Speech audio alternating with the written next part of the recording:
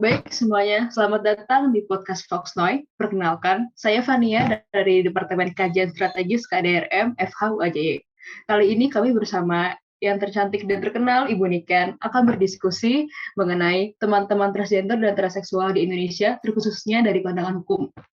Nah, Ibu Niken ini dengan nama lengkap Justina Niken Syararini Tias sendiri merupakan dosen kami semua di FHUAJY dengan penugasan yang memegang mata kuliah Hukum Tata Negara, HPP, Ilmu Negara, PLKH Peraturan Perundang-undangan, serta Hukum HAM. Dan tentunya banyak juga penelitian dan buku yang sudah diterbitkan. Salah satunya adalah penelitian mengenai pengakuan dan perlindungan terhadap eksistensi masyarakat hukum adat suku Arfakso di Kabupaten Teluk Bintuni, Provinsi Papua Barat. Baik saja, langsung saja kita sapa nih bintang utamanya Ibu Niken. Boleh menyapa teman-teman. Selamat datang Ibu Niken di podcast Fox Noi. Baik, selamat malam Mbak Fania, selamat malam juga rekan-rekan semua yang saya kasihi gitu ya. Salam sehat untuk kita semua dan salam semangat juga untuk kita semua. Sebelum kita langsung masuk ke diskusi yang lebih mendalam nih Bu, saya ingin izin untuk memberikan statement-statement pembuka. Nah, oke, saya mulai aja langsung. Jadi, keberadaan komunitas LGBTQ di Indonesia acap kali menjadi sorotan. Pedoman PPDGJ 3 dan International Statistical Classification of Disease and Related Health Problems menggolongkan LGBT sudah bukan lagi menjadi penyakit gangguan jiwa. Dalam ranah akademis sendiri di Indonesia, Inyoman Sujana dalam jurnalnya yang berjudul The Existence of LGBT Community in the Perspective of State Based on Pancasila juga menyatakan bahwa konsistensi komunitas LGBT tidak bertentangan dengan value Pancasila itu sendiri. Keberadaan komunitas ini juga sudah ada sejak lama dan teradopsi dalam kultur yang ada di Indonesia. Salah satunya adalah suku Bugis di Sulawesi Selatan yang mengenal adanya 5 gender. Kebudayaan kita juga mengenal adanya lengger lanang di Banyumas.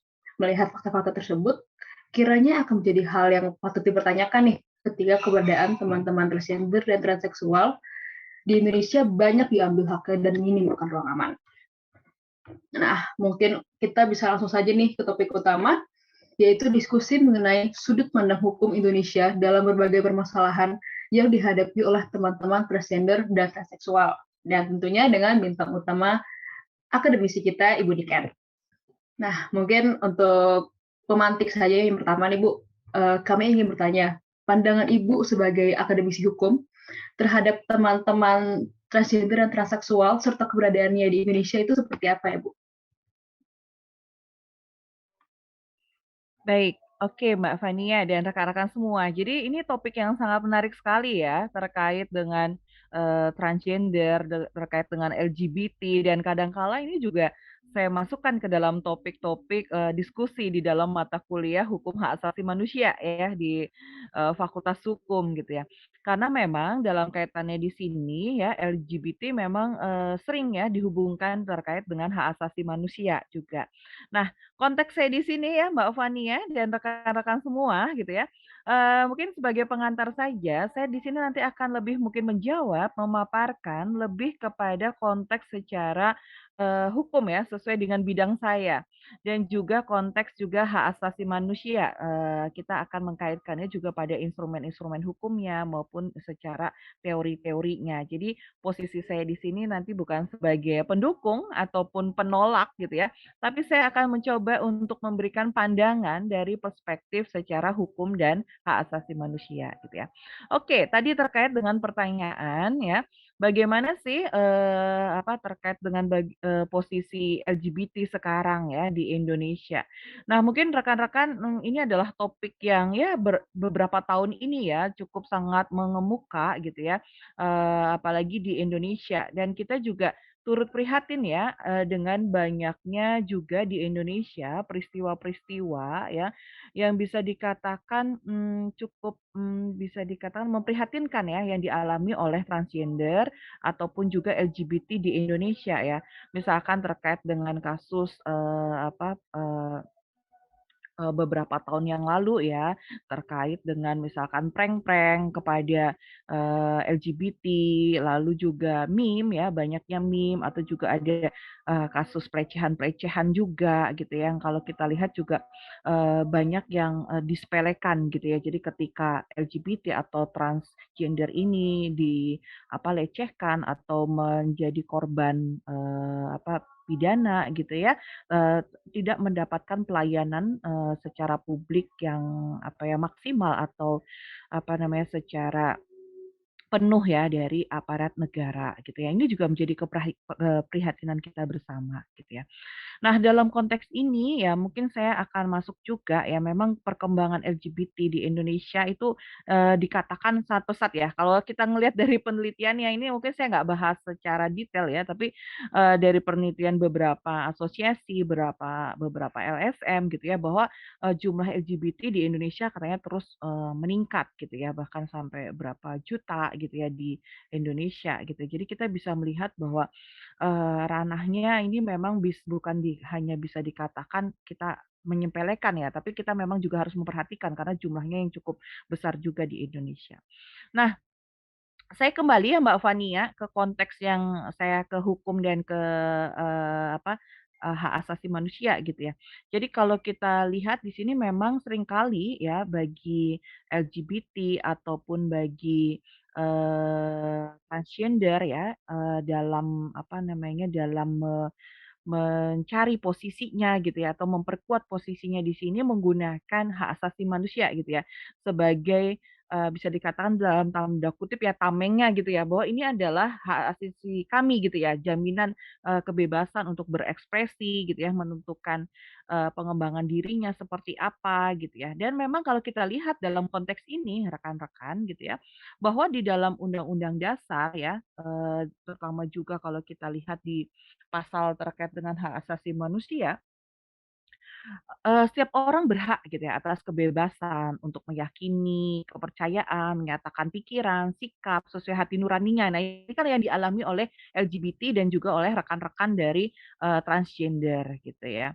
Ataupun kita bisa melihat ya kalau kita mengacu pada, instrumen dari Universal Declaration of Human Rights gitu ya, di sana, juga dinyatakan bahwa tidak seorang pun boleh disiksa, diperlakukan secara kejam ya, memperoleh perlakuan atau dihukum secara tidak manusiawi, direndahkan martabatnya, seperti banyak juga laporan ya peristiwa bahwa ketika ada transgender yang misalnya melapor kepada petugas, aparat, negara gitu ya kalau dilecehkan, "Oh kamu kan, memang begitu tampilannya," gitu ya, atau, "Kamu kan memang, seperti itu, ya wajarlah kamu diperlakukan seperti itu." Nah, malah mendapatkan hal-hal yang seperti itu.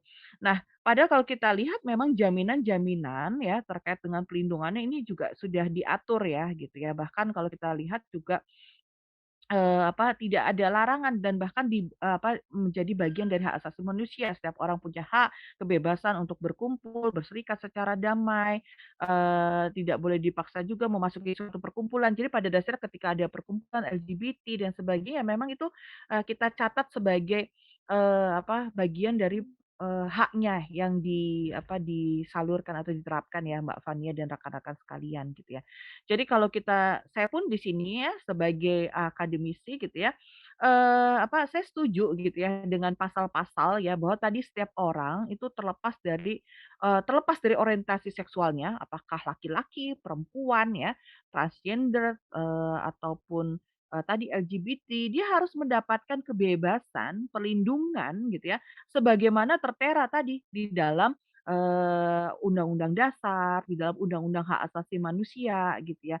Jadi tidak boleh ya LGBT, transgender ini didegradasikan atau direndahkan secara sepihak atau memperlakukan mereka dengan merendahkan martabatnya gitu ya. Karena apa? Karena mereka pun bebas ya menyatakan, pikirannya, menyatakan sikapnya sesuai hati nuraninya gitu ya. Selama mereka memang melakukannya atau berserikat ya dengan damai gitu ya, sesuai dengan ketentuan, sesuai dengan hukum gitu ya.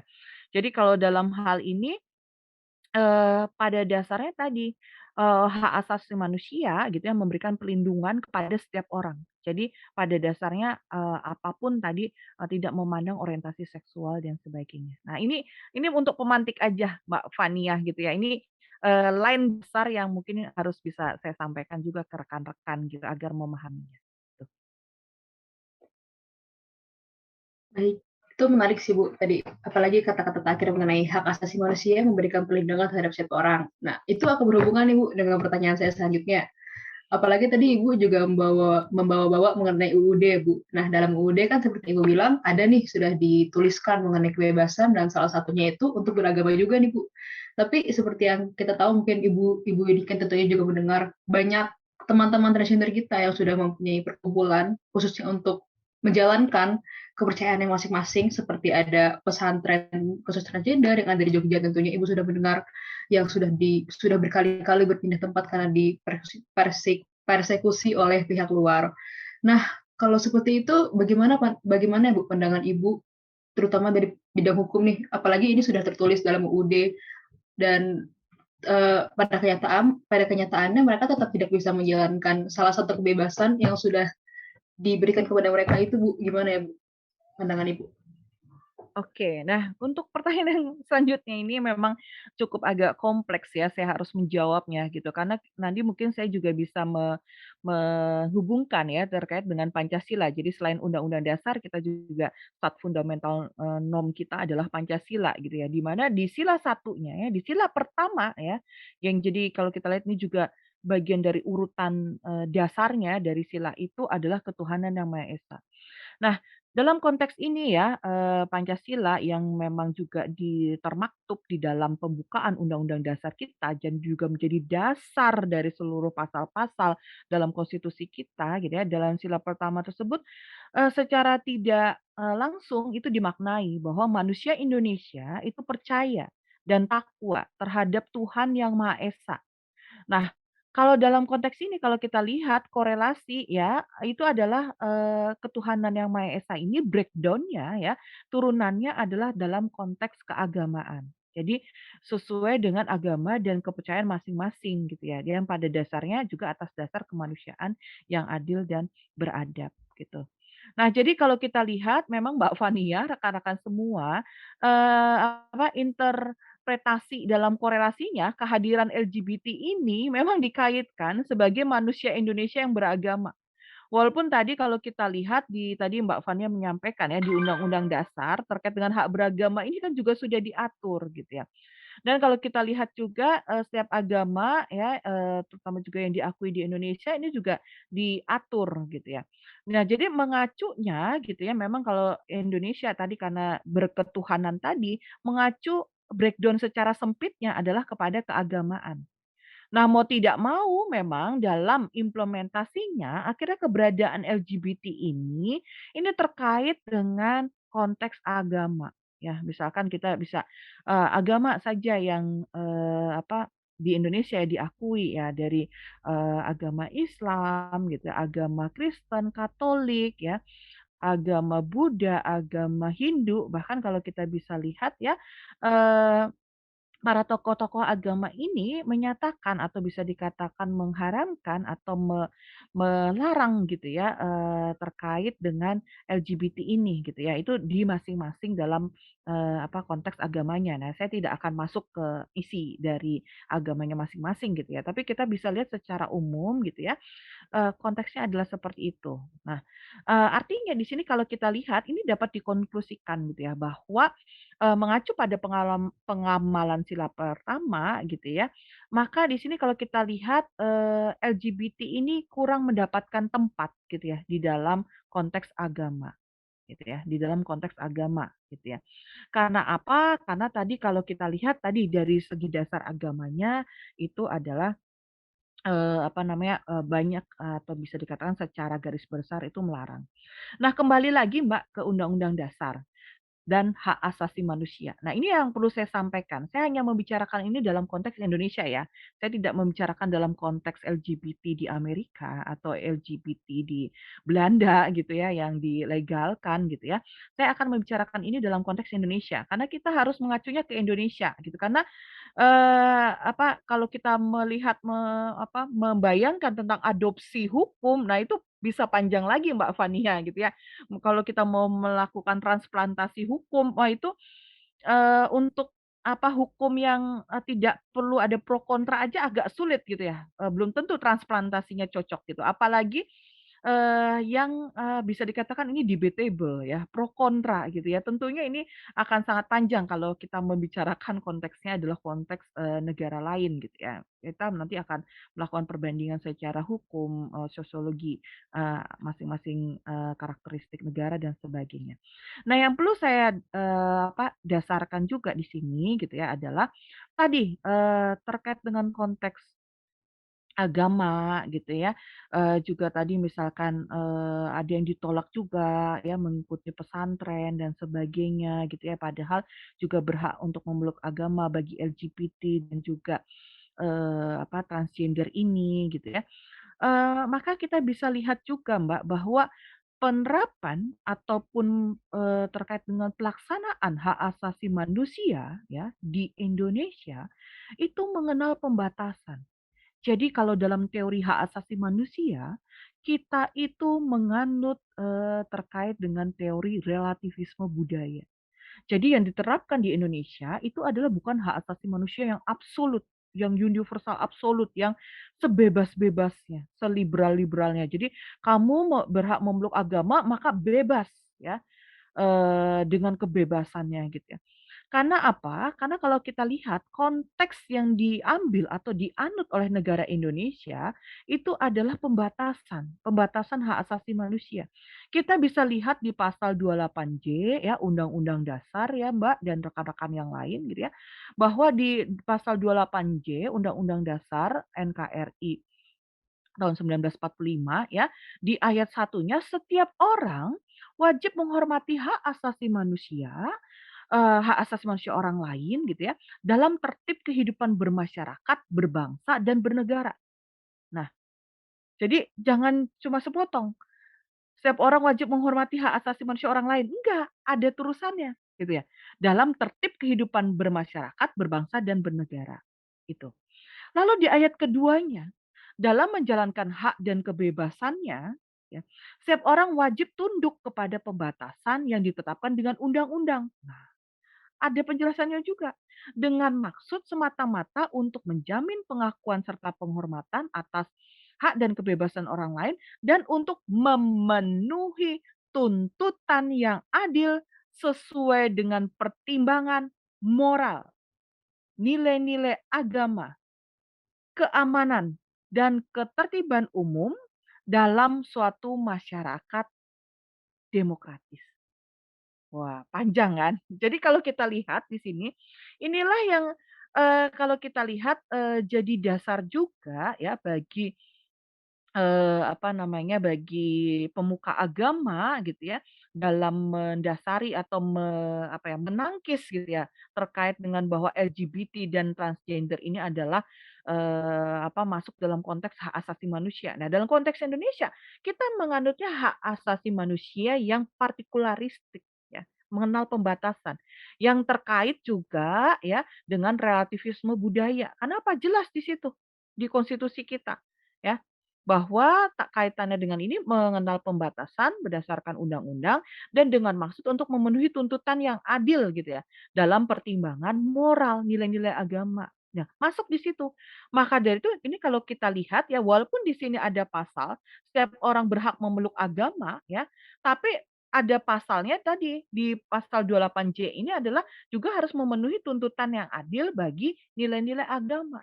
Nah, inilah jadi kadangkala yang ini jadi cukup sangat kompleks juga ya, Mbak, gitu ya. Jadi, ada apa, penerapan dari hak asasi dari LGBT dan transgender ini gitu ya, yang juga, mengalami kendala gitu ya. Karena apa? Karena tadi pembatasan tadi dan ini cukup sangat lekat ya, nah nilai-nilai agama terutama di Indonesia, itu sangat-sangat lekat. Bahkan kalau kita lihat Pancasila ya, sila 1, 2, 3, 4, 5 ya, itu pada dasarnya kan ini suatu kaitan ya. Sila satu itu terlaksana berdasarkan kemanusiaan yang adil dan beradab. Sila satu dan 2 itu adalah untuk persatuan Indonesia ya. Jadi terwujudnya. Jadi kalau sudah 1 dan 2 maka terwujud sila ketiga. Nah, sila ketiga ini nanti akan membawa pada, eee apa namanya, terkait dengan musyawarah untuk mufakatnya gitu ya. Nah lalu tadi sila kelima keadilan sosialnya baru akan bisa terwujud kalau tadi 1, 2, 3, 4 pada dasarnya juga saling mendukung ke sila 5 ini. Nah inilah yang kalau kita lihat, ini yang cukup sangat sangat apa namanya, sangat berat juga gitu ya. Bahkan kalau kita melihat dari nilai-nilai agama gitu ya, ini dalam perspektif, manusia sebagai makhluk Tuhan yang, berharkat, bermartabat gitu ya, kan ini ada unsur-unsurnya gitu ya bahwa, apa, kita bisa lihat ya misalkan kita kaitkan ya konteks agama ini ke dalam hukum di Indonesia, nah itu sangat terhubung sekali gitu ya. Jadi kalau kita lihat, Mbak, memang dalam kaitannya dengan hukum ya di Indonesia ya, kaitannya dengan antara spiritualitas dan sosial tadi masuk di dalamnya adalah hukum, ini di Indonesia tidak bisa dipisahkan. Ya di dalam spiritualitas dan sosial ini saling saling, saling bersatu. Nah inilah yang kita kalau kita lihat di sana banyak yang mendasari bahwa antara spiritualitas dengan hukum sosialnya masyarakat itu di dikotomi atau dipisah-pisahkan. Padahal kalau kita melihat pada teori-teori, sosial ya, teori-teori sosiologi ya, antara spiritualitas, sosial ini ya tidak dapat dipisahkan, ini tidak dapat dikompromikan. Maka dari itu tadi, kalau tadi terkait dengan agama, terkait dengan, tadi hak asasi manusia, akhirnya kalau kita lihat ini jadi, sesuatu yang saling terhubung. Nah itu Mbak Fania. Nah, Ibu sudah cukup banyak info sih Bu yang kita dapatkan. Ini soalnya sering juga kan, apalagi di Jogja sendiri ada salah satunya, dan itu sering menjadi perdebatan bener Bu. Mungkin untuk selanjutnya, tadi kan Ibu ada mengenai salah satu pembatasannya yang ada juga di UUD, itu kan disebut salah satu pembatasannya sesuai moral dan undang-undang yang berlaku. Nah, mungkin di sini pertanyaan kita, terus apakah ada urgensi untuk pembentukan soft law seperti undang-undang atau produk hukum lainnya yang secara tegas melindungi keberadaan dan hak teman-teman transgender serta transseksual ini, Bu? Oke, baik ya. Jadi kalau, pertanyaan ini menarik nih, karena apa? Karena trennya sekarang bagi pembentuk hukum ya, kalau kita mengikuti ya, pembentukan rancangan undang-undang KUHP, itu arahnya adalah pelarangan LGBT. Pelarangan LGBT di sana ya, arahnya, trennya gitu ya untuk, arah pembentukan rancangan undang-undang itu sendiri yang di KUHP gitu ya. Bahkan arahnya adalah, kriminalisasi atau, pidana terhadap pelaku dari LGBT atau transgender gitu ya.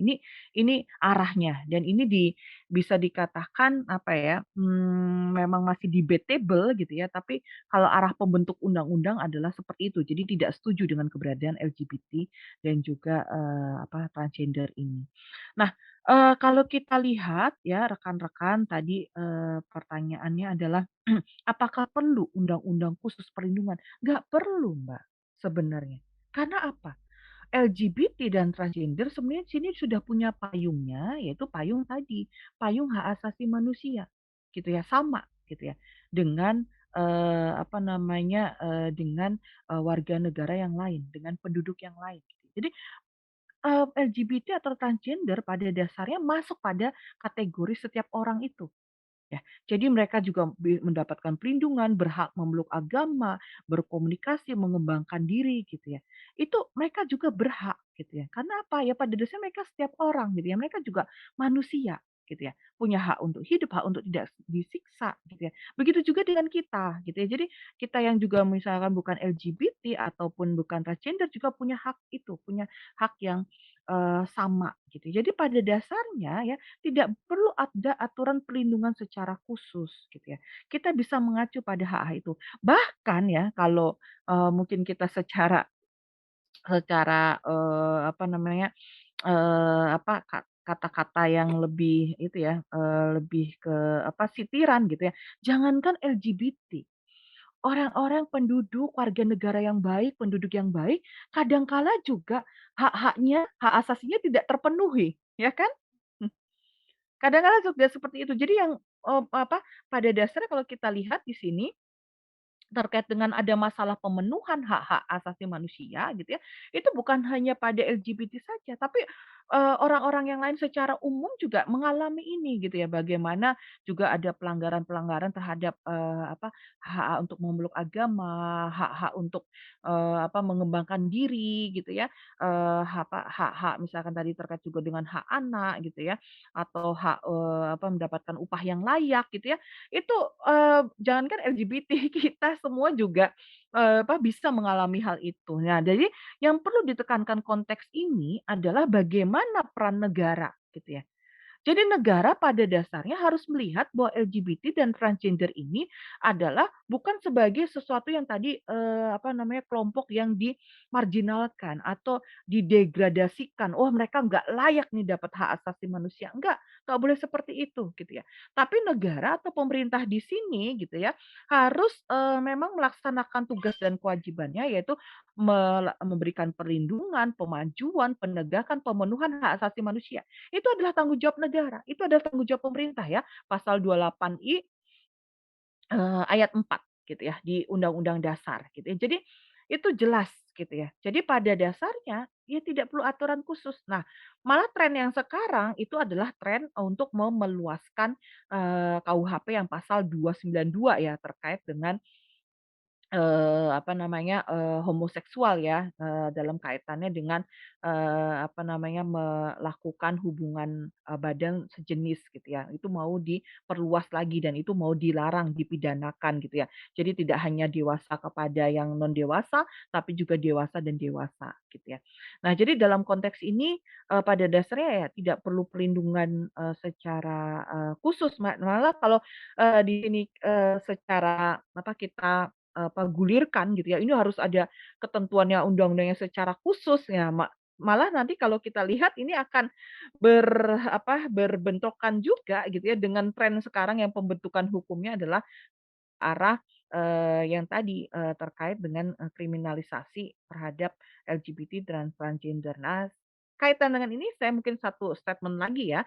Nah, ini juga, saya prihatin ya, kalau terkait dengan LGBT dan transgender ini dilarang di dalam RUU KUHP ya, jadi diperluas ini masuk kriminalisasi. Saya khawatir ini masuk akan mendobrak ranah privat, ya kan? Karena mau tidak mau orang tersebut akan harus mengutarakan atau menyampaikan atau menegaskan terkait dengan orientasinya gitu ya. Menegaskan tentang statusnya bahwa saya misalkan saya LGBT, saya apa, saya transgender dan sebagainya. Nah, ini kan menabrak ranah-ranah privat kita gitu ya. Nah, inilah yang harus diperhatikan juga dari pembentuk, undang-undang atau pembentuk hukum gitu ya.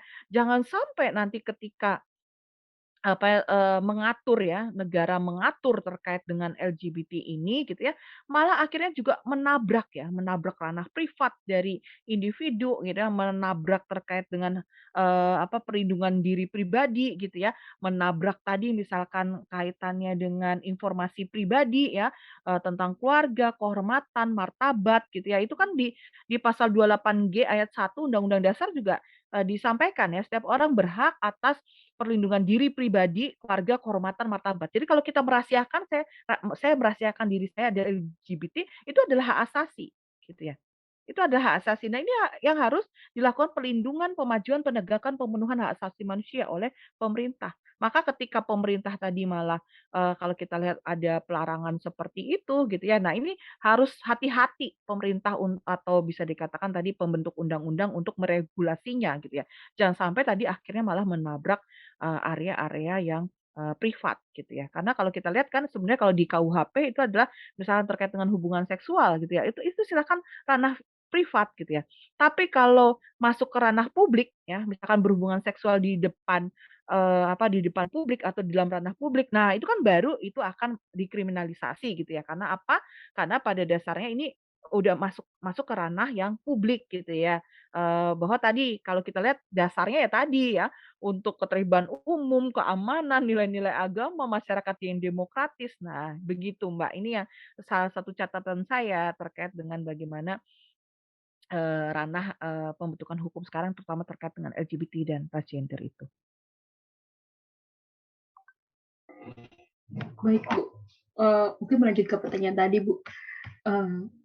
Yang seperti Ibu sudah bilang nih, teman-teman LGBT ini dan lebih khususnya transgender dalam contoh yang akan saya bawa sama manusianya dengan kita. Jadi harusnya ada di bawah payung yang sama ya Bu. Tapi saya mau mengambil beberapa contoh nih Bu untuk terkait hak hidup nih Bu. Untuk terkait hak hidup yang berkaitan dengan nyawanya dan hak hidup dalam menjalani kehidupannya dalam artian mencari pekerjaan. Nah, mungkin Ibu juga pernah dengar Bu mengenai kasus transgender Mira yang 2 tahun lalu dibakar hidup-hidup. Iya. Dan juga mengenai pekerjaan, seringkali nih, mungkin ini salah satu contoh saja Bu, di Aceh Utara itu ada sekitar 12 teman-teman waria, teman-teman transgender yang mereka punya pekerjaan di salon, tapi secara tidak berdasar hukum dan dipaksa, itu ditangkap oleh para penegak hukum di Aceh Utara dan dibina menjadi laki-laki. Nah, untuk kasus-kasus seperti ini, Bu, apalagi ini kan mengenai hak hidup dan Ibu tadi bilang mereka harusnya mempunyai hak yang sama seperti kita semua sebagai manusia. Ini untuk mungkin menghilangkan bahasa kasarnya, Bu. Cuma mungkin untuk mendikitkan kasus-kasus seperti ini terjadi lagi, apakah lebih bagaimana, Bu? Apakah lebih penyuluhan terhadap penegak hukum ataukah harus perdanya diperketat atau bagaimana ya, Bu? Iya, baik, terima kasih ya. Jadi kalau kita lihat ya dari topik yang itu yang disampaikan oleh Mbak Fania gitu ya, ini kan memang kalau kita melihat ya bagaimana konteks hukum atau peraturan-peraturan daerah gitu ya, ada beberapa peraturan daerah ya cukup banyak yang di sana kalau kita lihat, apa namanya, cukup sangat menekan gitu ya bagi transgender ataupun LGBT gitu ya, dalam konteks ini gitu, termasuk tadi di Aceh gitu ya. Nah, kalau dalam konteks ini saya melihat gitu ya, bahwa memang, ini kita harus juga, memang bersama-sama ya, antara pemerintah, antara masyarakat, antar komunitas ini gitu ya.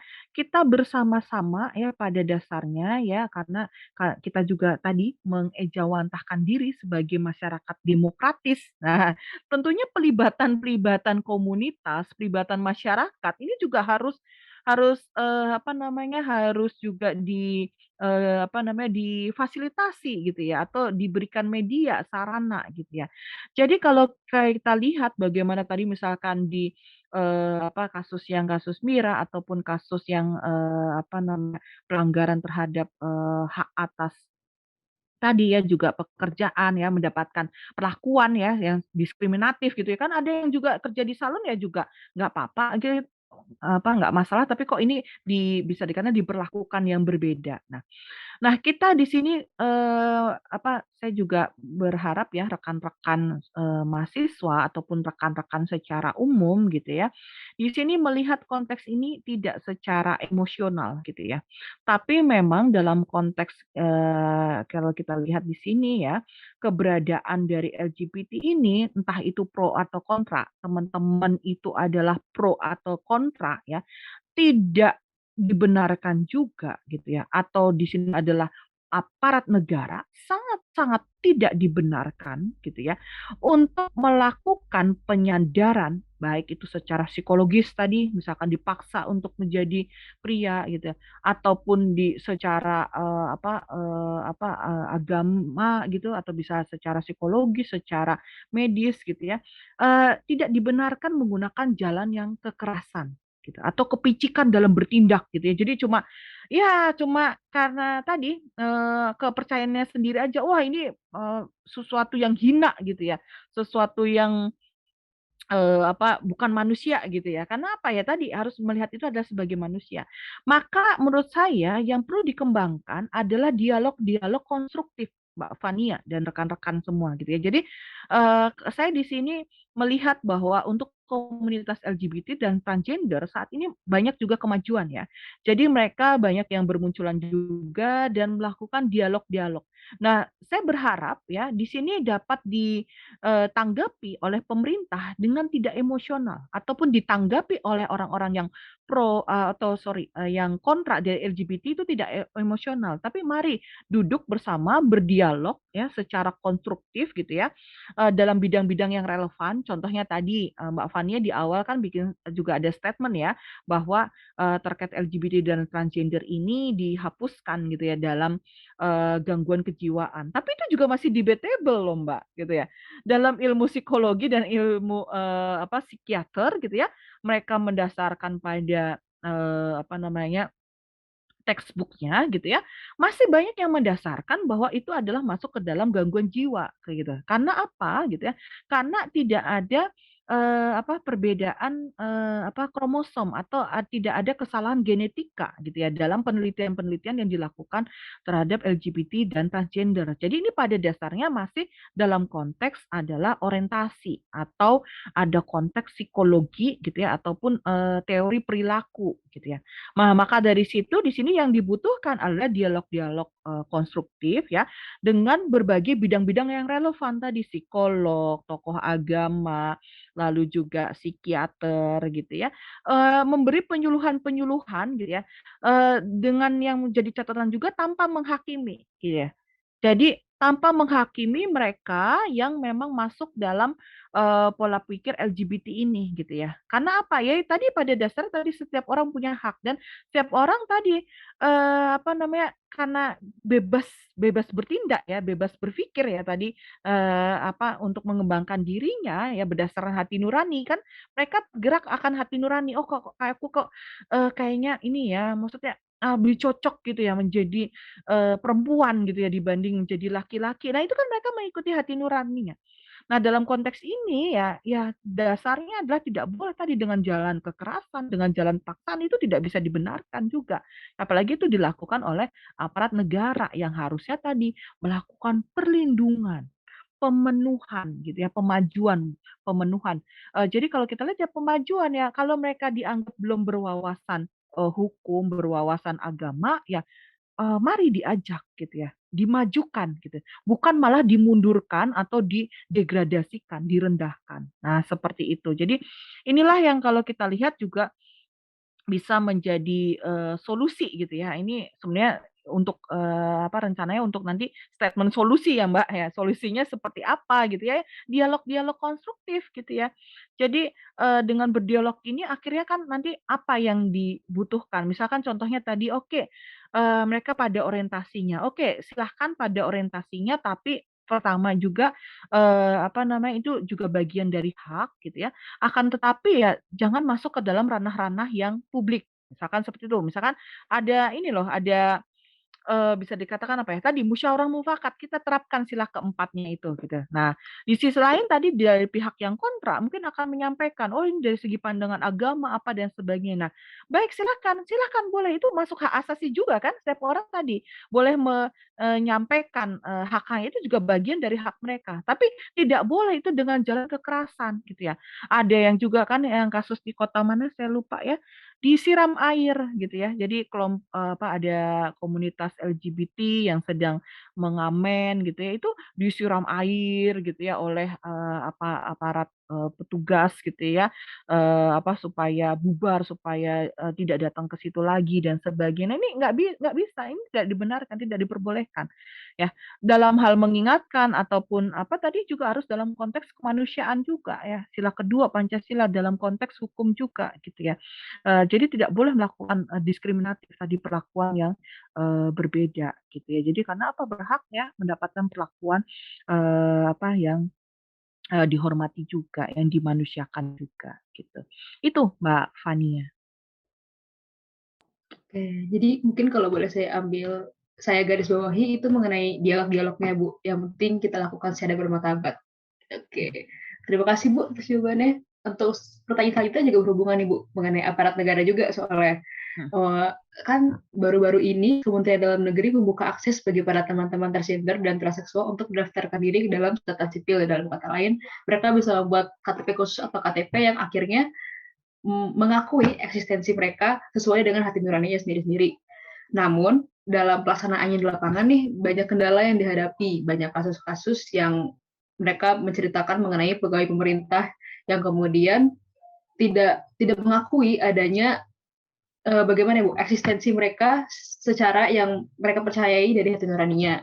Nah, untuk melihat kenyataan-kenyataan seperti ini nih, Apakah ada jalan keluar nih Bu untuk permasalahan seperti ini? Karena banyak orang yang menganggap KTP khusus ini sebagai suatu kemajuan. Cuma banyak juga yang mengatakan KTP ini sebagai tempat untuk mempenjarai teman-teman transgender itu sendiri. Bagaimana Bu untuk permasalahan ini? Iya, oke, menarik sekali juga ya. Ini juga saya cukup sangat, apa ya, cukup sangat antusias gitu ya, ketika melihat, pernyataan gitu ya dari, kementerian gitu ya, yang di situ, edarannya kepada Disdukcapil gitu ya, agar memberikan prioritas kepada LGBT dan transgender dalam membuat KTP. Karena memang ini adalah masalah yang urgent ya. KTP ini bisa dikatakan sebuah kebutuhan mendasar sekali bagi penduduk Indonesia gitu ya. Karena apa? Dari KTP ini kan aksesnya luar biasa beragam ya, dalam kaitannya untuk, akses-akses kesehatan, bantuan sosial, jaminan sosial dan sebagainya ya, bahkan rekening di bank semuanya kan membutuhkan KTP. Dan teman-teman dari LGBT maupun teman-teman, terutama yang transgender di sini gitu ya, seringkali kesulitan gitu ya dalam mengurus administrasi kependudukannya. Karena apa gitu ya, karena mereka kebanyakan itu berkonflik dengan keluarga gitu ya, sehingga juga tidak kadang kala tidak membawa surat-surat ya, pergi dari keluarga, tidak membawa akte lahir dan sebagainya gitu ya. Lalu akhirnya itu tidak, bisa mengurus KTP-nya gitu ya. Dan kalau mereka harus mengurus lagi KTP-nya ya, mau kembali ke keluarga tentunya juga ada yang banyak sekali yang mengalami penolakan-penolakan di keluarga ataupun di masyarakat sekitarnya. Jadi ini juga suatu permasalahan khusus tersendiri. Dari KTP itulah akhirnya ya kalau kita lihat banyak transgender ya terutama yang ini saya fokuskan ke transgender ya, karena kalau misalkan mohon maaf kalau misalkan gay gitu ya, kadang-kala kan nggak kelihatan gitu ya. Jadi, dia untuk mengakses, pekerjaan secara formal ya, untuk gay, untuk lesbian gitu, itu masih bisa. Karena apa? Nggak kelihatan orientasinya, kecuali dia akhirnya mengakui sendiri atau ada orang yang mengamati, oh, ternyata seperti itu gitu ya, atau ternyata dia punya orientasi seperti itu gitu ya, baru akhirnya mengetahui gitu ya. Tapi kalau yang kita tampak sendiri dari tampak luar adalah transgender ya kan, gitu ya.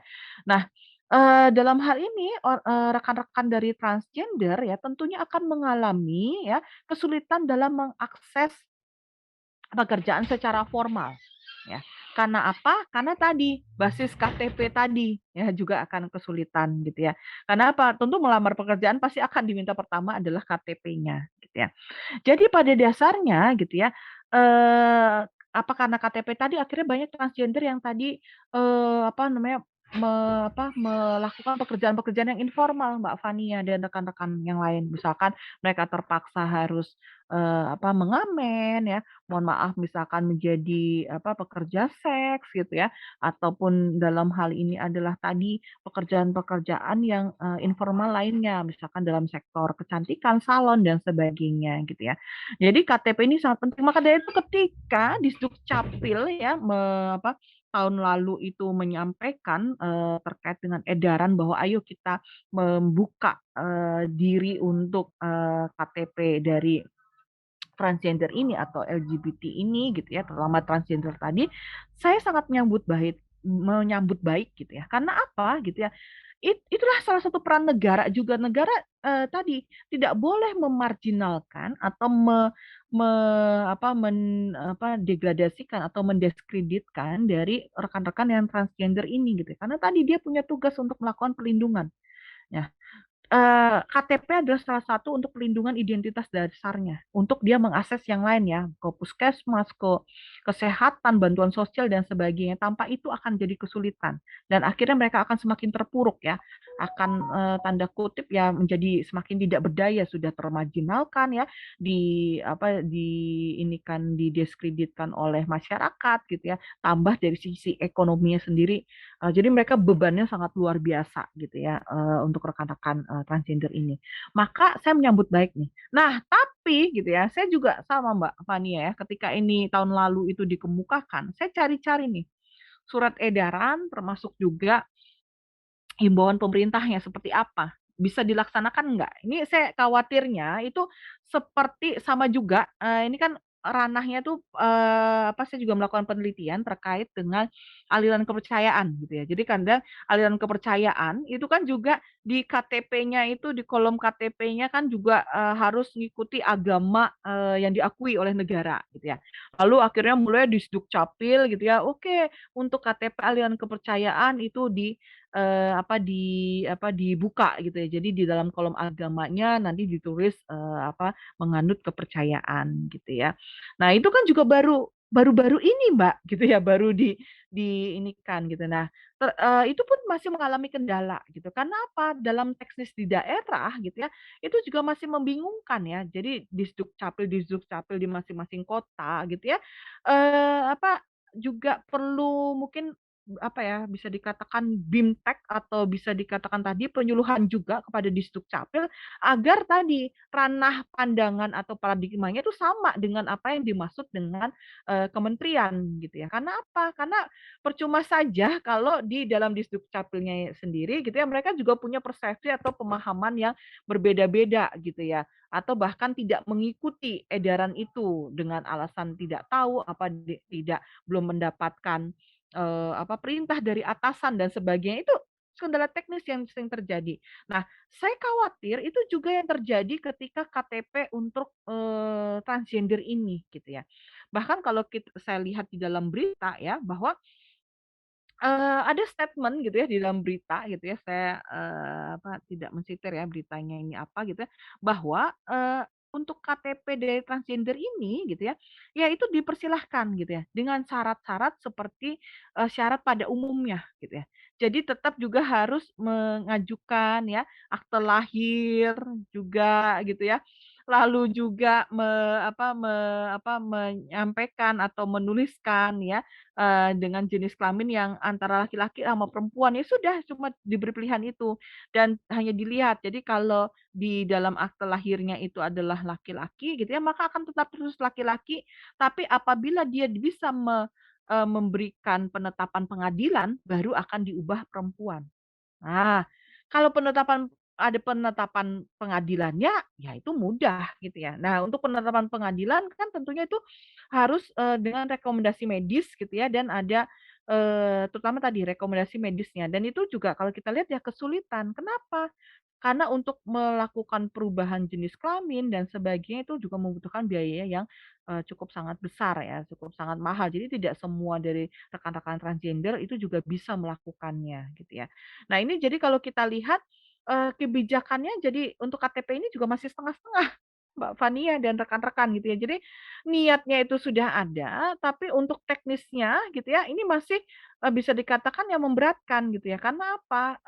Teknis untuk administrasinya gitu ya, itu juga, berbasis seperti, persyaratan biasa gitu ya. Hanya saja tadi dibantu kalau yang sudah ada penetapan pengadilannya maka akan dibuatkan, perbedaan jenis kelaminnya. Nah kan sama saja berarti dia harus punya identitas-identitas, akte lahir ataupun ijazah. Nah kalau, akte lahir dan ijazahnya dia tidak memegang, itu bagaimana?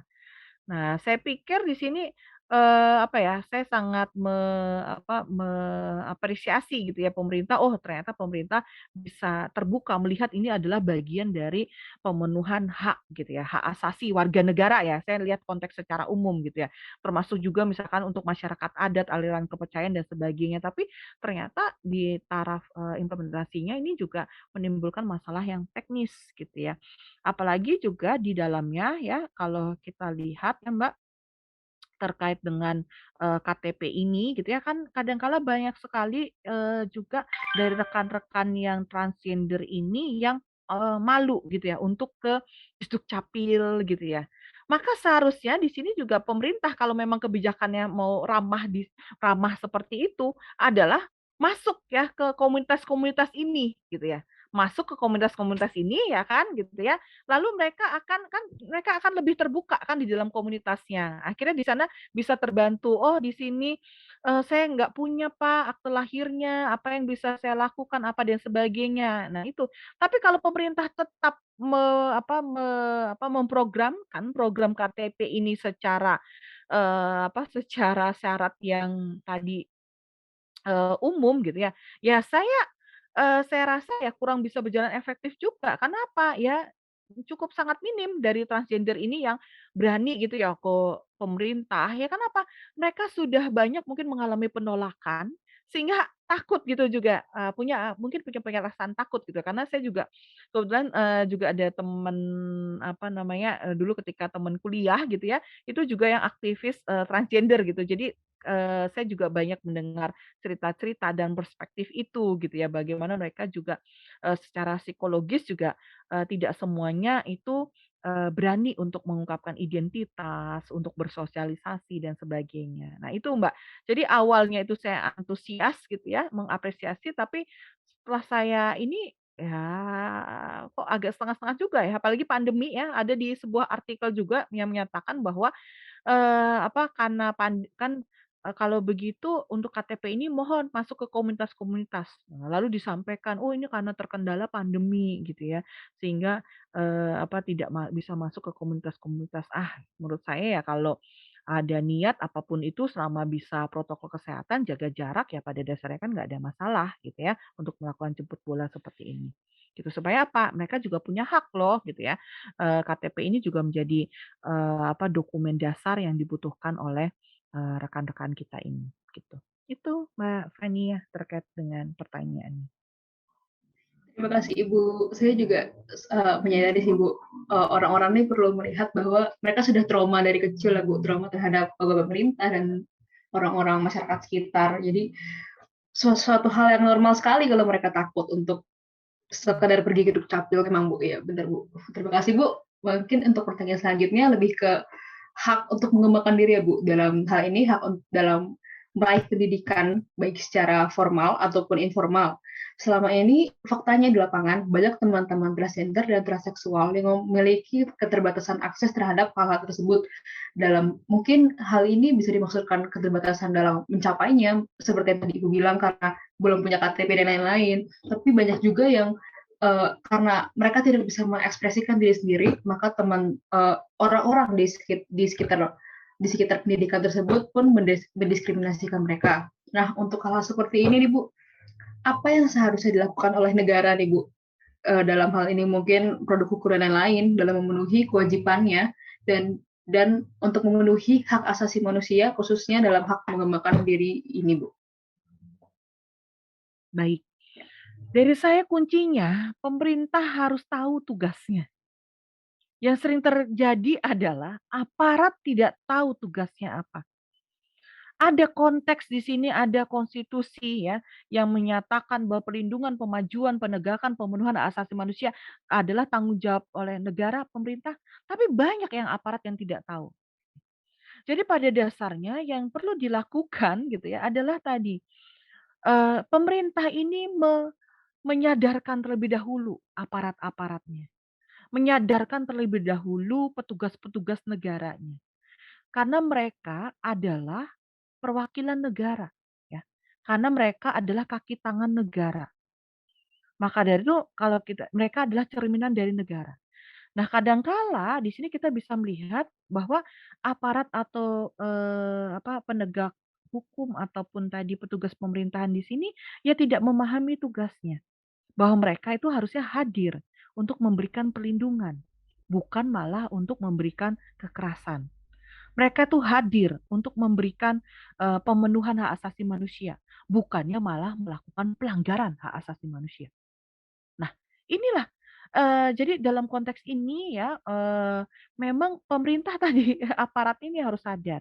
Jadi konteks-konteks, hak asasi manusia, wawasan hak asasi manusia, ini terus harus didengungkan gitu ya, bahwa transgender, LGBT itu adalah manusia, gitu ya. Ter eee Terkait dengan mereka itu apa salah atau tidak gitu ya, apakah, pro atau kontra ya terhadap LGBT dan transgender, mereka tetap manusia. Maka dari itu tadi solusinya adalah bukan didiskreditkan, solusinya adalah bukan semakin apa, keraskan, dikerasi gitu ya. Karena apa, itu akan semakin menjadi apa namanya, penolakan lagi gitu ya, mereka akan semakin menolak gitu ya untuk apa, misalkan tadi, berdialog gitu ya, ataupun karena sudah takut duluan gitu ya, karena mereka takut akan mengalami tadi kekerasan, penolakan dan sebagainya gitu ya. Nah, maka dari itu tadi, utamanya adalah tadi, negara ya harus membuka diri, Mbak. Kalau negara sudah membuka diri, melihat ini adalah konteks hak yang juga mereka juga mempunyai hak ya, rekan-rekan ini juga mempunyai hak gitu ya. Maka tadi ruang-ruang dialog, ruang-ruang penyuluhan gitu ya, tentunya ini akan terbuka sehingga apa, tadi membentuk masyarakat yang demokratis bahwa, dari masing-masing pro dan kontra ini kan bisa menyalurkan, menyampaikan, secara agama ini tidak benar loh, gitu ya. Secara Pancasila ini bertentangan loh.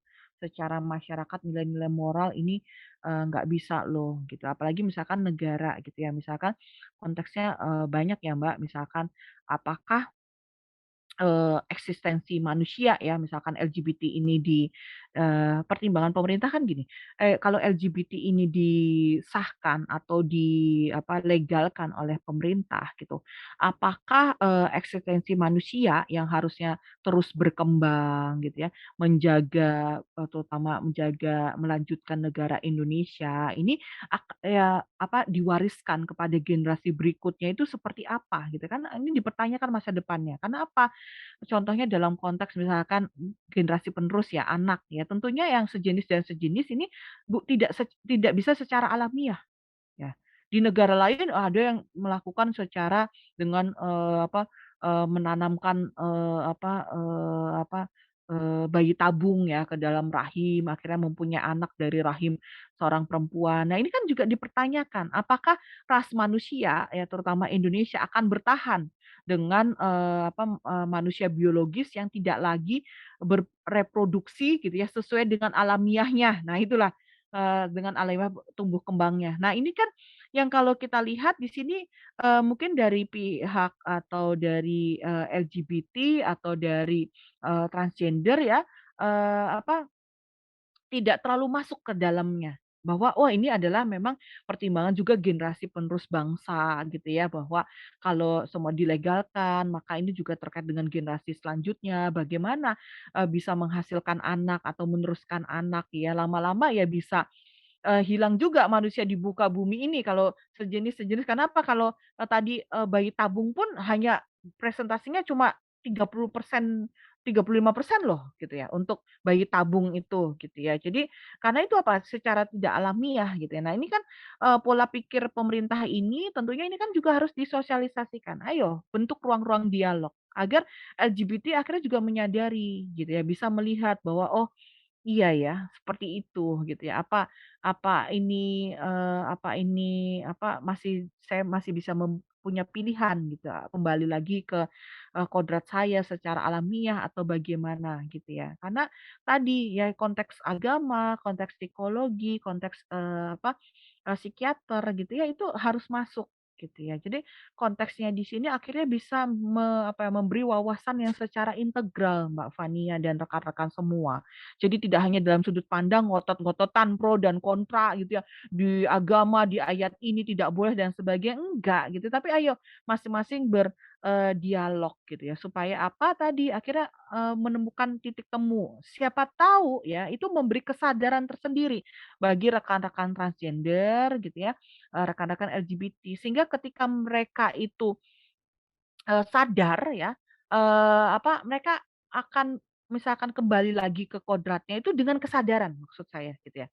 Dengan sadar, bukan dengan paksaan seperti yang tadi disampaikan ya, dengan dikasih penyuluhan, dikasih ke dinas sosial ya, dipakein baju, laki-laki harus pakai baju laki-laki gitu dan sebagainya, itu kan mereka tidak dengan sadar, bukan atas hati nuraninya, bukan atas keinginannya. Nah, maksud saya di sini mari pemerintah gitu ya, memang membuat program-program, ruang-ruang dialog ya, penyuluhan-penyuluhan yang memang akhirnya membawa kepada wawasan atau kesadaran itu secara penuh kepada LGBT dan, kepada transgender. Jadi bukan dengan jalan kekerasan, dengan jalan yang kriminalisasi, saya yakin masalahnya itu nggak selesai-selesai. Tapi kalau dengan cara kesadaran gitu ya, maka itu bisa akan, membantu juga. Jadi akhirnya tercipta masyarakat yang demokratis. Saya beda pendapat nih, saya beda orientasi, lalu bagaimana? Ya tadi, gitu ya, akhirnya bisa ada ruang dialog. Nah itu maksud saya, apa yang harus dilakukan oleh pemerintah itu. Jadi kuncinya di situ, ayo terbuka dari pemerintah juga berwawasan hak asasi manusia gitu ya, berwawasan tadi peran tugas tanggung jawabnya seperti apa gitu. Jadi jangan sampai malah pemerintahlah yang melakukan pelanggaran-pelanggaran, terhadap hak asasi manusia dari warganya itu.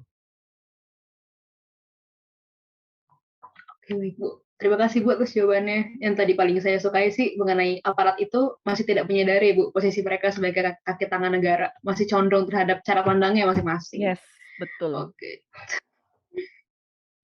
Susah juga, Ibu, soalnya banyak juga nih individu aparatnya.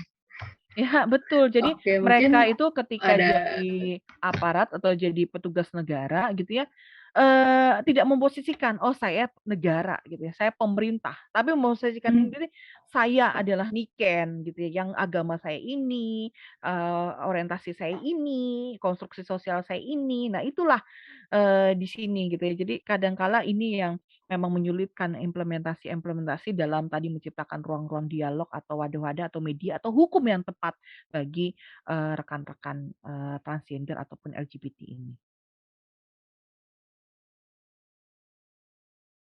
oke, terima kasih, Bu, sekali lagi. Oke, mungkin selanjutnya lebih ke contoh kasus sih, Bu. Ini saya rasa Ibu juga dengar ya, Bu. Mengenai yang pertama itu mengenai tena angkatan bersenjata, Bu. Ibu mungkin sudah dengar ada beberapa bulan lalu kalau saya tidak salah, ada berita mengenai tentara LGBT yang kemudian dipecat dari jabatannya. Dalam hal ini tentara ini ketahuan merupakan merupakan individu yang seorang homoseksual. Nah, berhubungan dengan hak dan kewajiban untuk membela negara dan cita-cita hukum ke depannya nih. Bagaimana dengan teman-teman transgender yang ingin bergabung dengan angkatan bersenjata? Baik ya, terima kasih. Saya masuk dalam konteks Indonesia ya, jadi jangan nanti, dimasukkan dalam konteks Thailand ya, kita membandingkan dengan Iya, Thailand. Bu. Karena apa? Iya. Secara historisnya, secara, karakteristik masyarakatnya itu berbeda. Mau ke end to end gitu ya, negara to negara ya melihat atau M to M-nya, masyarakat ke masyarakatnya, saya khawatirnya nanti nggak sinkron gitu ya. Karena apa, kalau misalnya kita mau membandingkan, Bu, di Thailand itu bisa kok gitu ya kan, kalau kita lihat ya ada tentara yang dengan, identitas yang, berdasarkan yang memang, senyatanya ya. Jadi dia, masuk tentara juga nggak masalah gitu ya. Karena apa, di Thailand sendiri kan juga, tadi yang disampaikan oleh Mbak Fania ya, terkait dengan ada adat-adat tertentu yang memang mengakui beberapa jenis kelamin atau beberapa gender. Nah itu diakui di Thailand gitu ya. Jadi, itu konteksnya. Sedangkan di Indonesia ya kalau kita lihat nih ya, konteks kita itu kan memang penekanannya kepada, negara civil law ya, kecenderungannya ya. Kita kepada Eropa kontinental, di mana yang dijadikan dasar aturan, yang dijadikan hukum ya, tidak lain adalah undang-undang gitu ya, untuk menjamin kepastian hukum. Nah, itu kalau kita lihat itu karakteristik dari hukum di Indonesia ya, kita kecenderungannya adalah memang secara normatif yuridis gitu ya. Secara kalau tradisinya adalah kecenderungannya civil law walaupun memang tidak menutup kemungkinan ada tradisi-tradisi common law yang juga diterapkan di Indonesia gitu ya. Nah, kaitannya tadi dengan tentara ya, di sini kalau kita lihat ya, iya betul ya, beberapa kalau nggak salah ya yang di tahun lalu ya gitu ya, ada yang dipecat gitu ya, dari Tentara Nasional Indonesia karena ketahuan, orientasi seksualnya. Nah, dalam konteks ini rekan-rekan ya, memang, kalau kita lihat ya, eee, di sana kita bisa lihat di Undang-Undang Dasar ya di pasal 30 jelas di sana diberikan apa ya, diberikan apa, tugas atau fungsi ya dari Tentara Nasional Indonesia adalah sebagai alat negara gitu ya, yang bertugas mempertahankan, melindungi, memelihara keutuhan dan kedaulatan negara. Nah, dalam konteks ini ya, memang dalam kaitannya dengan LGBT dan transgender, ini kalau kita kaitkan dengan sila ketiga ya, ada pro dan ada debatable gitu ya, bahwa persatuan sila ketiga ini dapat luntur maknanya karena, LGBT itu. Karena tadi, ada keberadaan LGBT dan transgender ini yang pro dan kontra. Sehingga apa? Negara menjadi tidak bersatu. Ya kan sekarang kalau kita lihat ada komunitas ya, yang berafiliasi, untuk mendukung LGBT dan transgender gitu ya. Ada komunitas yang berafiliasi ya, menolak LGBT dan transgender ya. Kemarin juga mengajukan judicial review ya ke Mahkamah Konstitusi gitu ya. Jadi kalau kita lihat akhirnya, terbentuk 2 kubu ya, yang saling debatable, saling berdebat gitu ya, terkait dengan pro kontra dan LGBT ini.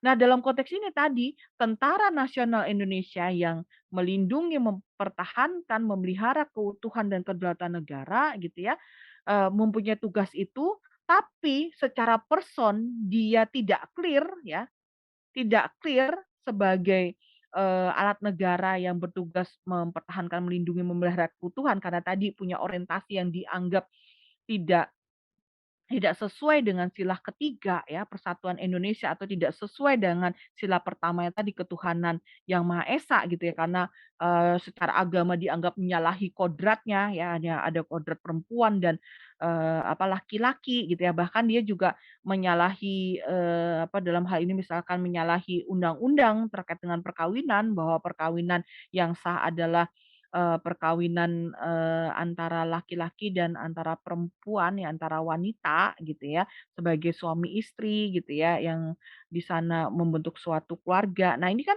ada banyak hal gitu ya, yang disyaratkan. Karena apa? Persyaratan untuk menjadi TNI, menjadi Polri ya, sebagai tadi penekanannya adalah alat negara, ini kan ada persyaratan khusus ya. Bahkan kalau kita lihat itu juga diatur di dalam undang-undang, gitu. Nah, tentunya di sini, pilar yang harus dilakukan oleh TNI Polri adalah tadi, mendasari pada Undang-Undang Dasar, ya. Jadi pada dasarnya dia juga harus berwawasan HAM. Tapi di sisi lain wawasan HAM-nya juga tadi kita mengenal pembatasan ya, berdasarkan pada undang-undang. Nah, ada undang-undang tadi, undang-undang perkawinan, ada undang-undang terkait dengan, KUHP juga gitu ya. Karena maka dari itu kalau dilihat, kalau orientasi seksualnya berbeda, ya tadi, dia dianggap sudah juga menyalahi dari undang-undang. Sehingga apa? Ya dipecat atau diberhentikan. Karena apa? Kalau saya lihat juga secara institusi, dari TNI juga tidak mau, apa ya, tidak mau gambling gitu ya. Ketika mereka mempertahankan gitu ya, maka apa, maka, nanti dianggap mereka setuju dengan LGBT dan, transgender. Sehingga nanti akan berakibat juga terkait dengan bagaimana, tugas dan fungsi mereka sebagai alat negara, gitu ya. Nah, sebenarnya kalau dilihat ya rekan-rekan, tindakan untuk langsung memecat itu tindakan yang menurut saya juga bisa dikatakan yang berlebihan juga, emosional. Karena apa? Pada dasarnya ya, ada jalan lain juga, alternatif yang bisa dilakukan sebelum langsung memecat, yaitu apa? Tadi ya, melihat orientasinya, memberi dia kesadaran penuh, apakah bisa bisa, bisa, kembali sesuai dengan yang bisa dikatakan ya dianggap normalnya itu, dianggap normalitas gitu ya. Ketika dia menyadari kembali gitu ya, maka ya seharusnya itu bisa diterima gitu ya, bisa diterima kembali. Dia punya hak untuk tetap, saya punya cita-cita untuk menjadi alat negara, mempertahankan negara kesatuan Indonesia dengan diri saya gitu ya. Apa namanya, menjadi cita-cita dia. Nah, kalau dia memang mau melakukan seperti itu, menurut saya ya seharusnya dia tidak perlu dipecat gitu ya. Nah, jadi tidak hanya sepihak saja, oh LGBT gitu ya, lalu atau, tadi misalnya LGBT langsung dipecat, enggak, harusnya ada tadi, ada ruang dialog gitu. Ini konsekuensi kamu untuk menjadi TNI, ya. Kamu sebagai alat negara harus, tidak boleh melanggar hukum, menjunjung tinggi Pancasila, Undang-Undang Dasar, ya, menjunjung tinggi Negara Kesatuan Republik Indonesia, gitu ya. Dengan tindakanmu seperti ini, maka kamu akan segini, berakibat pada ini, berakibat pada institusi. Maka bagaimana? Gitu ya. Apakah akan kembali dan sebagainya. Nah, misalkan saya misalkan, oh saya kilaf, sebenarnya saya masih baru dalam orientasi saja, masih bisa memilih orientasi saya gitu ya. Saya ingin kembali, dalam sisi tadi kenormalannya misalkan seperti itu, maka seharusnya dia tetap diterima gitu ya. Tapi kalau misalkan dia itu memang, telah disodori seperti itu gitu ya, lalu menyatakan, "Oh, saya memang tetap pengen seperti ini." Oh ya sudah, ini memang bertentangan dengan nilai-nilai yang dijunjung tinggi oleh Tentara Nasional Indonesia. Maka silahkan saudara mengundurkan diri. Kan seperti itu. Jadi akhirnya ya, alat perlengkapan negara, masyarakat Indonesia, kita, setiap orang LGBT, transgender, orang yang miskin, orang yang kaya, kita sama-sama berwawasan kemanusiaan ya. Kita sama-sama berwawasan ketuhanan bahwa kita semua ini makhluk ciptaan Tuhan, ya kan? Gitu. Kita semua masuk ciptaan Tuhan yang setara. Nah, wawasan inilah ya Mbak Fania dan rekan-rekan sekalian yang memang harus semakin dikembangkan gitu. Jadi perspektif-perspektif yang tadi secara subjektif tadi gitu ya, ini harusnya dikesampingkan atau diminimalisir ya, melihat perspektif secara, kemanusiaan tadi gitu ya. Oh ya oke gitu ya, ayo diajak ruang dialog dan sebagainya. Kalau memang tidak sependapat, tidak sesuai dengan, jalan atau cita-cita ya sebenarnya misalkan kayak ini satu tujuan ya, kita tujuannya mau ke kiri gitu ya, atau mau ke kanan gitu ya. Tapi yang bersangkutan pengennya ke kiri gitu. Ya sudah, mohon maaf kami semua mau ke kanan. Kalau begitu mari kita pisah jalan. Kan gitu saja. Silahkan saudara untuk melanjutkan kehidupan saudara. Itu harus tetap diberikan perlindungan. Jadi jangan sampai didiskreditkan, lalu diberi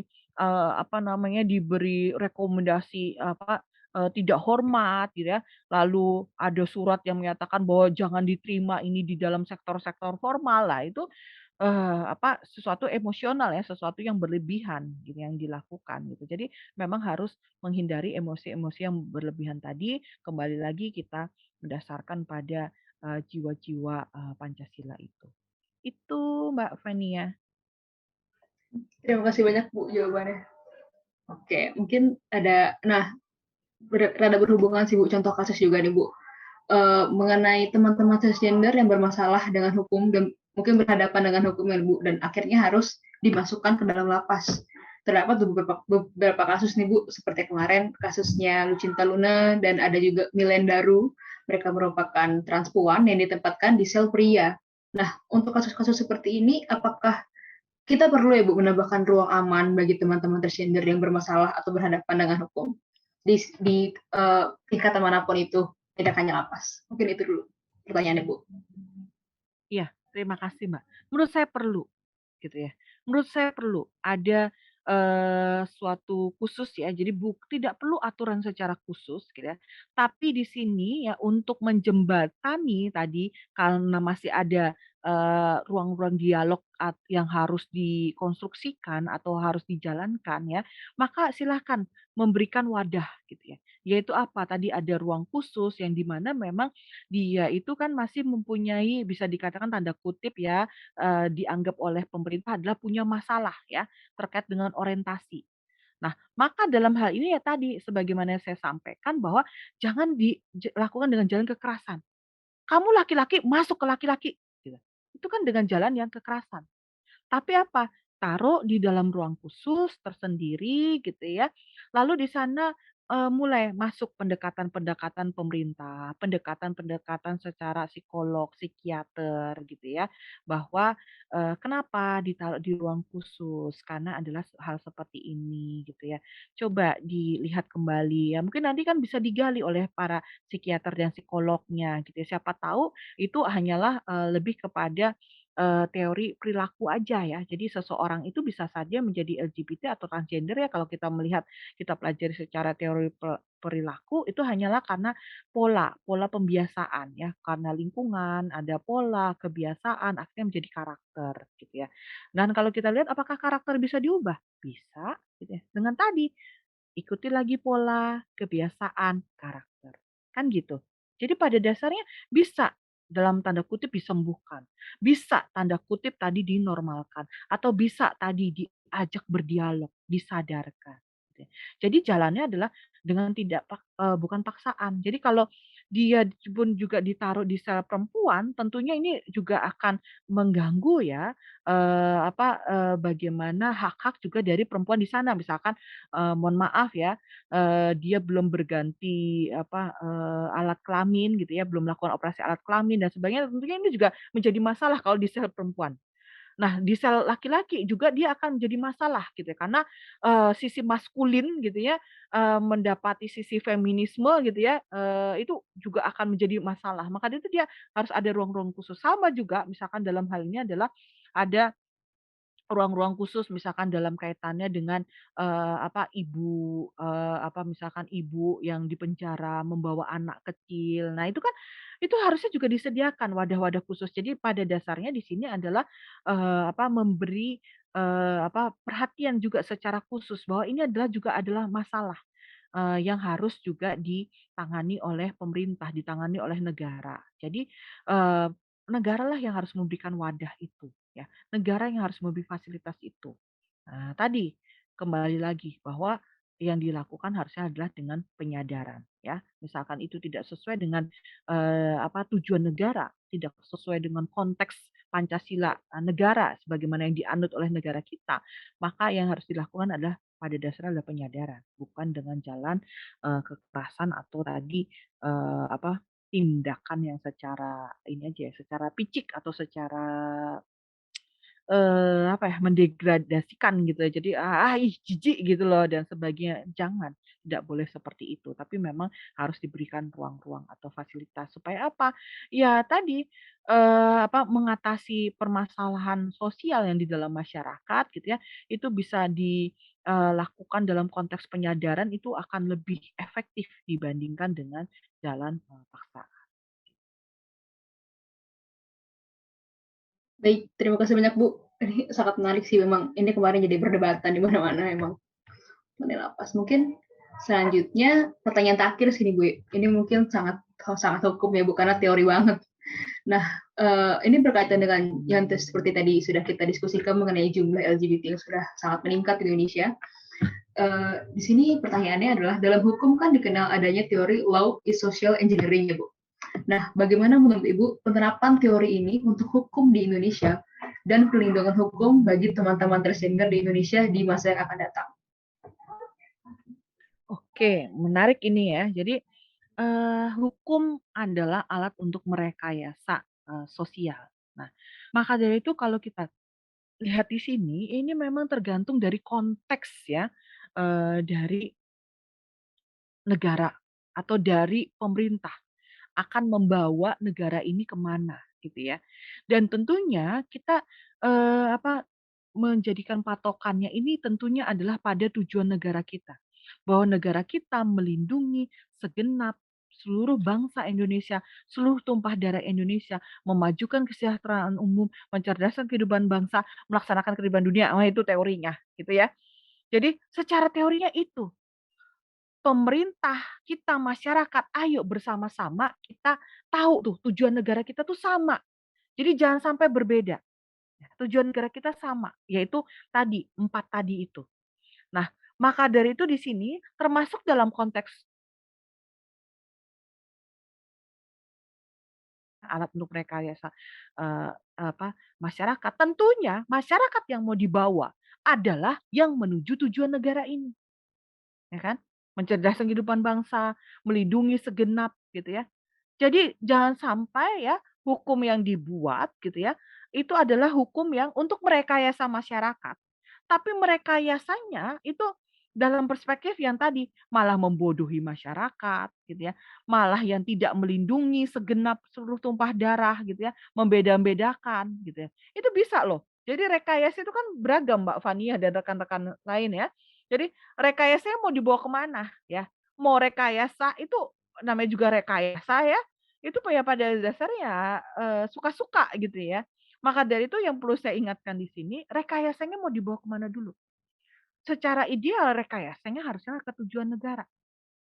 Jadi kalau tadi mau menciptakan hukum, mau membuat hukum, mau membentuk hukum yang untuk memberikan perlindungan, lebih kepada LGBT dan, transgender, tentunya tadi mendasari pada tujuan negara yaitu untuk melindungi. Jadi hukum yang dibentuk ya, tadi untuk merekayasa, tentunya di sini adalah dalam hal, kaitannya dengan rekayasa ini adalah untuk membawa perlindungan terhadap segenap seluruh tumpah darah bangsa Indonesia, termasuk tidak dibedakan LGBT dan transgender, gitu ya. Mereka juga harus terlindungi. Nah, itulah bagian dari rekayasanya bahwa masyarakat, yang manapun ya, miskin, kaya, orientasinya apapun, mereka juga akan merasa terlindungi, gitu ya. Kalaupun mereka itu di tanda kutip ya, dianggap berbeda atau tidak, sesuai dengan arah kebijakan negara, dengan Pancasila, maka tadi ya, tetap basisnya adalah perlindungan. Mereka juga harus mendapatkan perlindungan. Nah, kalaupun tadi mau diberi kesadaran supaya mereka kembali lagi pada alamnya, pada kodratnya dan sebagainya, maka tadi harus tetap berbasis pemenuhan hak asasi manusia, gitu ya. Harus berbasis pada harus melihat, wawasan kemanusiaan juga pada rekan-rekan ini gitu ya. Jadi yang rekayasanya adalah ke arah situ gitu ya. Misalkan tadi, kalau kita lihat, saya juga tidak, terlalu sepaham ya kalau tadi terkait dengan LGBT itu basisnya adalah kriminalisasi, di penjara. Terus kalau penjara penuh ya so what, buat apa gitu ya. Malah negara juga keluar duit ya kan, buat bikin penjara, buat, ngasih konsumsi ya kan, buat apa? Apa untungnya untuk negara? Kalau itu adalah hanya basisnya adalah nanti untuk kriminalisasi, untuk dipenjarakan gitu. Nggak ngatasi masalah. Apakah itu law yang akan dibentuk? Apakah itu akan merekayasa masyarakat? Enggak. Menurut saya malah yang terjadi adalah semakin ada penolakan gitu ya. Semakin, ada penolakan dari komunitas ini kepada negara gitu ya. Jadi mereka akan jalan dengan jalan mereka sendiri ya. Akan berpisah dengan negara. Padahal enggak, nih negara harusnya merangkul gitu ya. Merangkul, "Hei kalian ya, mau kalian itu LGBT, kalian ini miskin, kalian ini tidak berdaya, saya lindungi ya, saya rangkul," gitu ya. Ya sebagai orang negara ini sebagai bisa dikatakan ya orang tua lah gitu ya. Kalau ada anaknya yang salah gitu ya, ya di diarahkan gitu ya, disadarkan gitu ya. Jadi bukan hanya, wah digebukin gitu ya, bukan hanya dihukum, ya kamu diikat di belakang sana, dipasung, kan si anak malah yang akan terjadi adalah memberontak. Nah, begitu juga dengan rekan-rekan, saya yakin rekan-rekan komunitas ya dari LGBT dan, transgender ini gitu ya, kalau malah semakin keraskan gitu ya, nanti law-nya itu adalah hukumnya itu malah semakin keras ke mereka, tajam ke mereka gitu ya, malah itu akan, terjadi penolakan. Tapi kalau hukumnya itu adalah merangkul ya, melakukan pembinaan, melakukan penyadaran, penyuluhan, saya yakin dengan kesadaran dengan sendirinya ya, akhirnya tadi masyarakat yang tercipta, masyarakat yang demokratis ya, damai gitu ya. Jadi tidak perlu terjadi lagi misalkan transgender dilecehkan atau disiram air ataupun dibakar ya karena dituduh mencuri seperti kasus Mira gitu dan sebagainya, ya itu. Jadi kalau kita lihat akhirnya kita menjadi masyarakat Indonesia yang beradab ya, berkemanusiaan. Nah, itulah yang saya harapkan dari law is a tool of social engineering, rekayasa masyarakat yang memang dalam konteks Indonesia mengarah kepada tujuan negara. Nah, itu saya rasa yang bisa, saya sampaikan Mbak Fania dan juga kepada rekan-rekan semua yang mendengarkan podcast ini.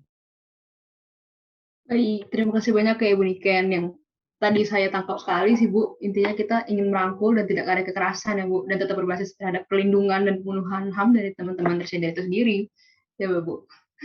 Baik, itu mungkin sudah pertanyaan terakhir sih Bu dari kita. Jadi terima kasih banyak Ibu Niken sudah berkenan bergabung dalam Foxnoy dan tentunya memperkaya segala diskusi ke depannya bersama teman-teman lainnya. Terima kasih banyak Bu atas waktunya dan segala jawaban serta ilmu barunya Bu. Nah, Baik ya, terima kasih juga ya Mbak Fania dan juga rekan-rekan semua gitu ya.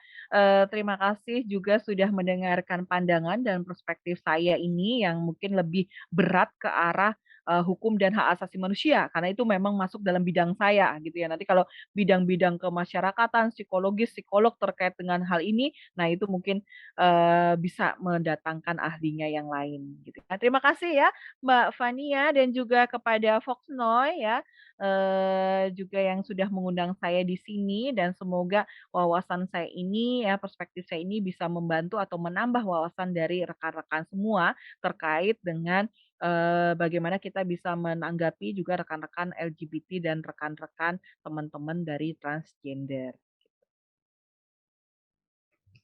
baik, terima kasih banyak Bu. Apakah Ibu ingin menambahkan kalimat penutup selain yang tadi terhadap mungkin teman-teman tersindir atau mungkin aparat penegak hukum atau mungkin pemerintah? Apakah ingin menambahkan Bu? Baik, dari saya kembali ya mengulang statement saya tadi ya bahwa, mari kepada pemerintah ya secara terbuka memahami peran dan tugas tanggung jawabnya dalam pemenuhan, hak asasi manusia, dalam perlindungan hak asasi manusia gitu ya. Termasuk juga untuk masyarakat ya secara umum dan juga, aktivis LGBT dan aktivis, transgender ataupun para LGBT dan, transgender ini gitu ya. Mari kita, sama-sama ya membuka ruang-ruang dialog yang konstruktif gitu ya. Mari kita, sama-sama, apa ya, menyampaikan atau menyalurkan ya pendapat kita, orientasi kita gitu ya, dalam wawasan yang kebangsaan dan kenegaraan. Sehingga apa, yang kita pikirkan nanti solusinya tidak hanya untuk diri sendiri, "Oh ini hati nuraniku, maka aku melakukan seperti ini." Tidak gitu ya. Oh ini hati nurani aparat, maka aparat melakukan seperti itu, tidak. Tapi sama-sama kita bersama-sama ya, dalam konteks ini memang untuk membentuk masyarakat yang ya sesuai dengan tujuan negara kita ya. Juga masyarakat yang tadi, secara apa, demokratis juga dengan apa namanya, berwawasan hak asasi manusia juga untuk semua. Jadi hak asasi manusia itu tidak hanya untuk, apa, orang-orang tertentu saja gitu, yang normal-normal saja, tapi juga konteks ini adalah, apa, pemerintah tahu berwawasan hak asasi manusia, masyarakat juga berwawasan hak asasi manusia ya, kita-kita semua juga berwawasan hak asasi manusia. Akhirnya terbentuk peradaban negara Indonesia yang berwawasan kemanusiaan dan hak asasi manusia itu sendiri, gitu. Itu penutup dari saya, Mbak Fani. Baik, terima kasih banyak Bu. Mungkin saya ingin izin menambahkan kalimat penutup dari saya hanya singkat sih Bu. Saya ingin menambahkan bahwa di atas segala identitas seksual dan gender, pada dasarnya kita semua adalah manusia. Maka akan lebih berkenan jika teman-teman transgender dan transseksual juga bisa mengakses segala hak dan kewajibannya selayaknya kita semua. Baik, itu dari kami dan sekali lagi terima kasih banyak Ibu Niken. Sip, cakep penutupnya. Oke, Dan sama-sama ya untuk, semuanya, sukses selalu juga untuk Foxnoy ya, ke depannya, siap. mengangkat isu-isu yang memang kalau kita lihat, sangat-sangat menarik dan perlu juga disikapi juga, kita sebagai, masyarakat Indonesia. Baik, terima kasih banyak Ibu dan untuk teman-teman yang lain, ya seperti tadi Ibu Niken bilang, jangan lupa untuk nantikan podcast selanjutnya karena tentunya topik-topiknya akan semakin menarik. Terima kasih semuanya. Selamat tinggal.